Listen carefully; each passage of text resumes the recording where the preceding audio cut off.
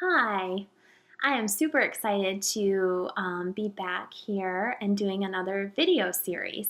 And I really appreciate all the positive, supportive feedback I received about the other video that I did. So thank y'all so much for that. I'm really excited about this project, and I'm calling it the Kitchen Table Series because it's all about the small ways that we connect with each other. So this whole month of February, I'm going to be talking about attachment and connection, and the ways that we do that. And one of the things that I've found as far as all of the attachment work that I've done goes is that we tend to connect with people in really informal settings, like the kitchen table, which is where I'm sitting right now. Um, I have also found that I tend to connect with people like at the coffee shop or on walks or on the couch or whatever, like you're in a place that isn't necessarily like fancy or formal, but you're really finding that you are having soul connections with people. And I think that that's really important as we talk about attachment, that attachment happens in really small ways. So let's talk about what it means to be attached or have an attachment with someone else. So when we talk about attachment, we're really talking about our ability to emotionally and physically depend on another person. And so oftentimes when we hear about attachment, we're really hearing it from the perspective of a parent and a child. And we often talk about attachment. You've probably heard about the concept of attachment parenting, which is pretty different even from what I'm going to be talking about throughout this series. But we often talk about the connection between a parent and a child. And that is really important. It's really formative because our connection with our caregiver, when we're an infant all the way through adulthood even, is what informs us about whether or not we're safe in the world, whether or not our needs matter, whether or not we matter.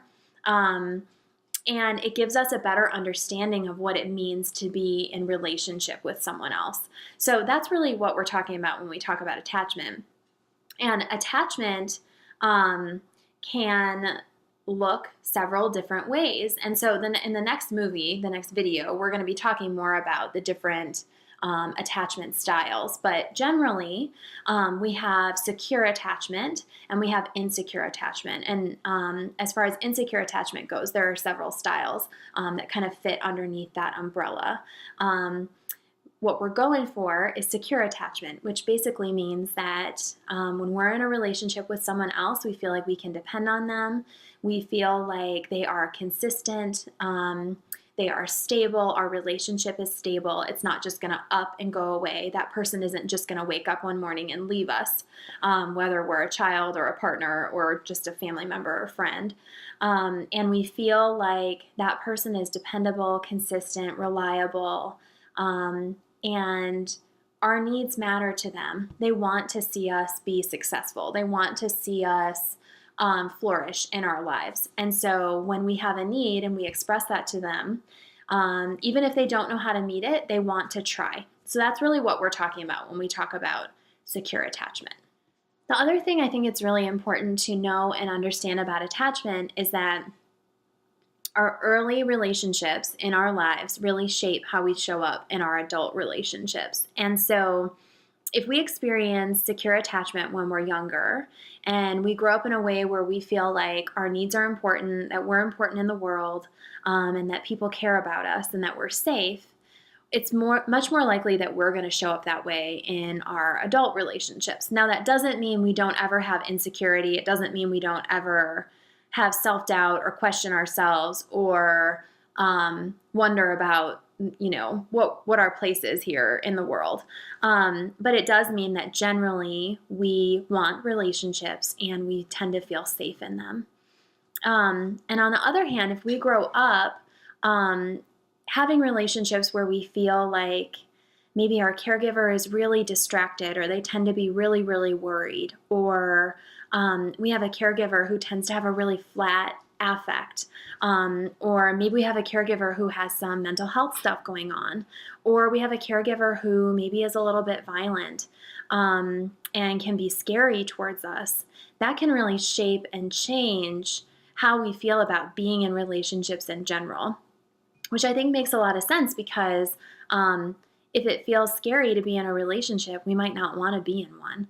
Or if we feel like, okay, I'm in this relationship with this person and it doesn't really seem like they care about my needs, why would I want to continue to show up in a relationship like that? Or we might find ourselves in a place where we're saying, well, in order to get my needs met, I need to be everything that this person wants me to be. So it can really complicate our view of the world and our view of relationships. And that's why it's really important that we're talking about it. So, that is what we're going to be up to this month. And I'm also going to link some articles about attachment. Some of them are blogs that I have written myself. Some of them are blogs and just links to information about attachment in general from some really awesome researchers who are doing a lot of work in this field. So I'm really excited to start this new adventure with you and be talking about all of the small and lovely ways that we connect with each other. So thank you so much for listening, and I will talk to you soon.